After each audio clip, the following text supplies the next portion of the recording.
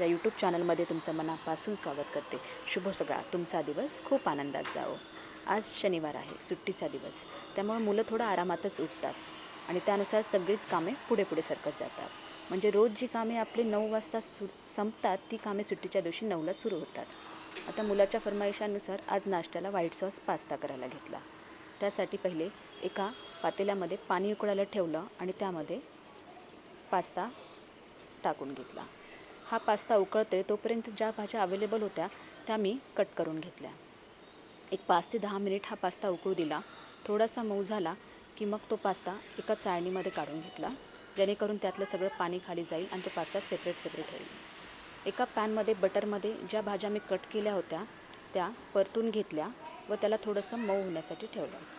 नंतर त्यामध्ये मीठ, काळ्या मिऱ्याची पूड, चिली फ्लेक्स, ऑरिगॅनो ॲड करून घेतलं आणि त्याला थोडा वेळ अजून एक 5 मिनिट मी परतून घेतलं। नंतर एका मोठ्या पॅनमध्ये बटर घेतलं आणि त्या बटर एवढंच मी मैदा त्याच्यामध्ये ॲड केला। हा मैदा शिजवून घेतला, म्हणजे तो जास्त कच्चा राहायला नको आणि जास्तही करपायला नको अशा कन्सिस्टन्सीमध्ये हा मैदा मी शिजवून घेतला। त्यामध्ये नंतर दूध ॲड केलं। एकदमच सगळं दूध न ॲड करता 1 कपभर दूध ॲड करून घेतलं। नंतर लागेल तसं मी त्याच्यामध्ये दूध ॲड करत गेले। हे बघा, आपल्याला लागेल तेवढं दूध ॲड करून घ्यायचं। त्यानंतर त्यामध्ये चिली फ्लेक्स, काळ्या मिऱ्याची पूड आणि ऑरिगॅनो ॲड केलं, थोडंसं चीज ॲड केलं आणि त्याला मिक्स केलं। चीज ॲड केल्यामुळे हे बॅटर परत थोडंसं घट्ट झालं आहे, म्हणून मी त्यात थोडं दूध अजून ॲड करून घेते आणि पास्तानुसार जेवढी कन्सिस्टन्सी मला लागेल तर ग्रेव्हीची कन्सिस्टन्सी मी रेडी करते। त्यामध्ये कट केलेल्या सगळ्या भाज्या ज्या आपण बटरमध्ये परतून घेतल्या होत्या आणि उकळून घेतलेला पास्ता ॲड केला आणि इथे आपला व्हाईट सॉस पास्ता रेडी झाला आहे। चला मग आता मुलं नाश्ता करतील तोपर्यंत आपल्या पुढच्या कामाला लागूया।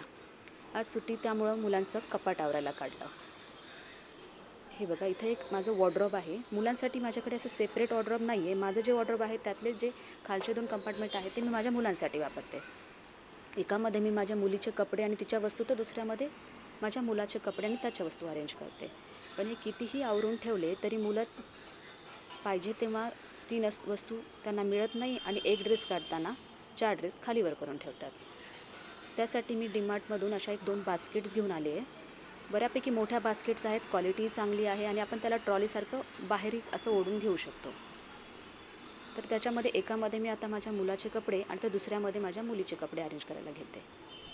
पहिले माझ्या मुलाचे सगळे कपडे मी इथे आणून टाकते आहे आणि या कपड्यांना थोडंसं शॉर्टलिस्ट करते।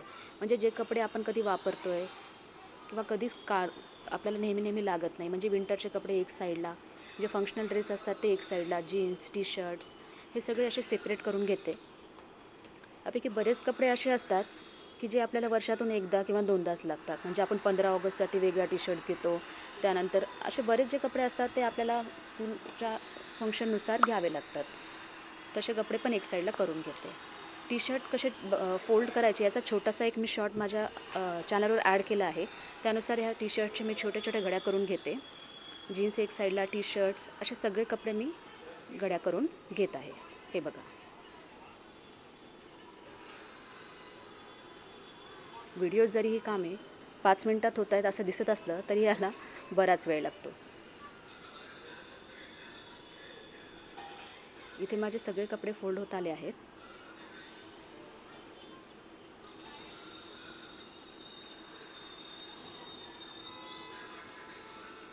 आपण कुठेही बाहेर गेलो, मॉलमध्ये गेलो तरी मुलांसाठी कपडे घेतोच।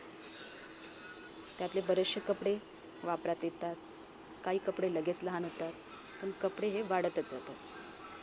ह्या बास्केटमध्ये बघा, मी आता हे सगळे कपडे अरेंज करून घेत आहे। जे न लागणारे विंटरचे किंवा फंक्शनल ड्रेस आहेत ते मी पहिले खाली ठेवते आणि नेहमी लागणारे ड्रेस मी वर ठेवते। अशा प्रकारे माझी बास्केट आता रेडी झाली आहे।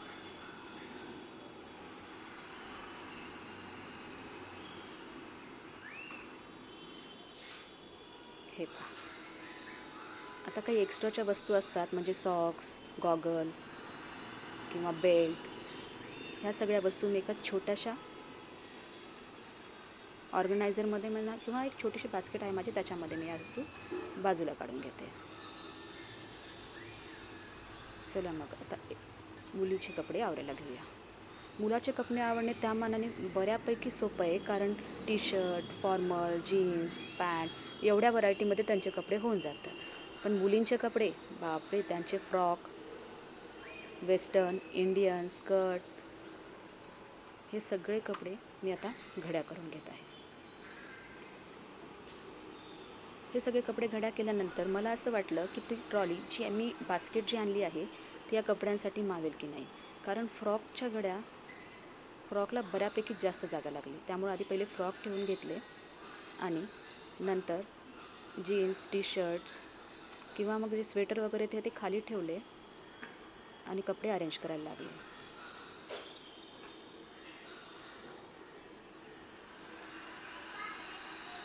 आधी वाटलं कपडे बसणार नाही, पण जसजसे कपडे ठेवले